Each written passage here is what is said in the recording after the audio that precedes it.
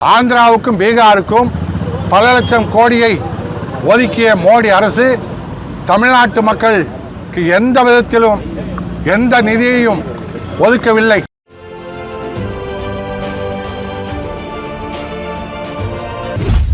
ஒவ்வொரு நிதி அறிக்கையிலும் நிதியமைச்சர் கடந்த நிதி அறிக்கைகள் எல்லாம் திருக்குறளை மேற்கோள் காட்டினார்கள், தமிழிலே பேசினார்.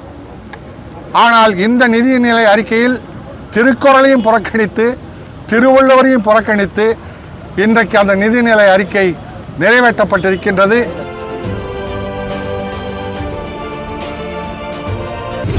இரண்டாயிரத்து 24-25 நிதியாண்டிற்கான நிதிநிலை அறிக்கை தாக்கல் செய்யப்பட்டதை அடுத்து அதில் தமிழ்நாடு புறக்கணிக்கப்பட்டதாக கூறி கோவையில் அனைத்து கட்சியினர் ஆர்ப்பாட்டம் நடத்தினர். கோவை BSNL அலுவலகத்திற்கு முன்பு நடைபெற்ற இந்த ஆர்ப்பாட்டத்தில் பங்கேற்ற அனைத்து கட்சியினரும் காதில் பூ சுற்றியபடி போராட்டத்தில் ஈடுபட்டனர். பேரிடர் நிவாரண நிதி, கோவை மதுரை மெட்ரோ ரயில் திட்டங்கள் மற்றும் ரயில்வே துறை சார்ந்த தமிழ்நாட்டிற்கான திட்டங்களுக்கு நிதி ஒதுக்கப்படாததை சுட்டிக்காட்டி மத்திய அரசை கண்டித்து கோஷங்கள் எழுப்பப்பட்டன. ஆர்ப்பாட்டத்தின் போது கோவிந்தா கோவிந்தா என்ற பாடலும் பாடப்பட்டது. கோவிந்தா ஐயா கோவிந்தா,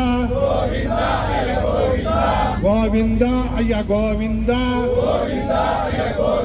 மோடி ஆட்சியில் கோவிந்தா, மோடி ஆட்சியில் கோவிந்தா, தமிழ்நாட்டுக்கு கோவிந்தா, தமிழ்நாட்டுக்கு கோவிந்தா, தமிழ் மக்களுக்கு கோவிந்தா.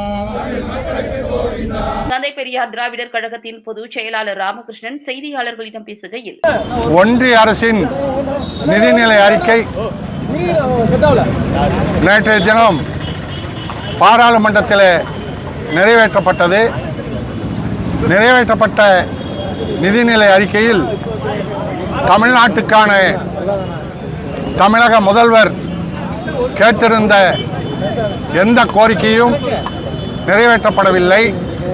தமிழ்நாட்டு மக்கள் பேரிடரிலே கடுமையாக பாதிக்கப்பட்ட போது நேரில் பார்த்த நிதியமைச்சர் நிர்மலா சீதாராமன் பல வாக்குறுதிகள் அளித்தார்.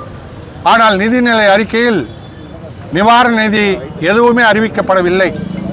அதேபோல கோவை மதுரை மெட்ரோ ரயில் திட்டம் வரும் என்று அறிவிக்கப்பட்டது முதலிலே. ஆனால் அதற்கான நிதியோ திட்டங்களோ காலமோ எதையுமே நிதிநிலை அறிக்கையில் அறிவிக்கப்படவில்லை. அதுபோல ரயில்வே திட்டங்கள் எதுவுமே பல்வேறு கோரிக்கைகள் தொடர்ந்து கோரிக்கைகள் வைத்து கொண்டிருக்கின்றோம். ரயில்வே துறையில் ரயில்வே சம்பந்தமாக எந்த விதமான திட்டமோ எதுவும் அறிவிக்கப்படவில்லை. இப்படி தமிழ்நாட்டு மக்களை முழுமையாக அந்த நிதிநிலை அறிக்கையில் ஆந்திராவுக்கும் பீகாருக்கும் பல லட்சம் கோடியை ஒதுக்கிய மோடி அரசு தமிழ்நாட்டு மக்களுக்கு எந்த விதத்திலும் எந்த நிதியையும் ஒதுக்கவில்லை. தமிழ்நாட்டை மட்டுமல்ல, ஒவ்வொரு நிதி அறிக்கையிலும் நிதியமைச்சர் கடந்த நிதி அறிக்கைகள் எல்லாம் திருக்குறளை மேற்கோள் காட்டினார்கள், தமிழிலே பேசினார். ஆனால் இந்த நிதிநிலை அறிக்கையில் திருக்குறளையும் புறக்கணித்து திருவள்ளுவரையும் புறக்கணித்து இன்றைக்கு அந்த நிதிநிலை அறிக்கை நிறைவேற்றப்பட்டிருக்கின்றது.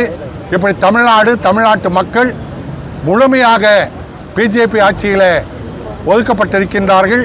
அவர்களுக்கு வாக்கு அளிக்கவில்லை என்ற ஒரே காரணத்துக்காக தமிழ்நாட்டு மக்கள் புறக்கணிக்கப்பட்டிருக்கின்றார்கள்.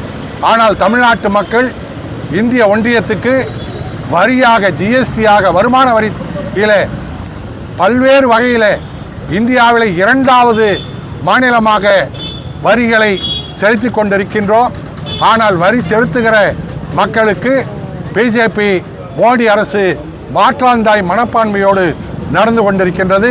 அதை கண்டித்து இன்னைக்கு அனைத்து கட்சியின் சார்பிலே இந்த ஆர்ப்பாட்டத்தை நடத்தி கொண்டிருக்கின்றோம். இந்திய இறையாண்மை என்பது மக்களுக்காகவா, வெறும் சட்டத்துக்காகவா? இறையாண்மைக்குள்ளே மக்கள் தான் இருக்காங்க. மக்களுக்கு மக்களே இல்லாத போது அந்த இறையாண்மை நமக்கு எதுக்கு?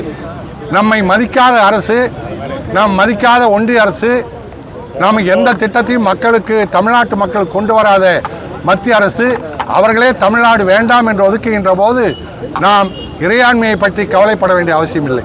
நிச்சயமாக அடுத்த அனைத்து கட்சிகளும் திட்டமிட்டு இங்கு எந்த மத்திய அமைச்சர்கள் வந்தாலும் அவர்களுக்கு கருப்பு கொடியை காட்டுவோம்.